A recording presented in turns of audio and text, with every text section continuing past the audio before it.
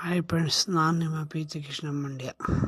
ಬನ್ನಿ, 4ನೇ ವಾರ, ಕಡೆಯ ವಾರ, ದೇವಸ್ಥಾನಕ್ಕೆ ಹೋಗೋಣ.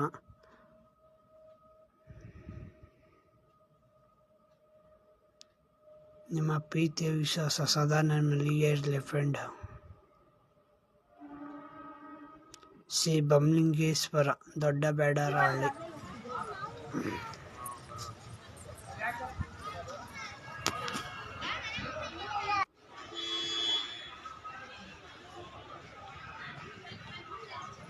ಇದು ಗೇಟು ಮುಂಭಾಗ.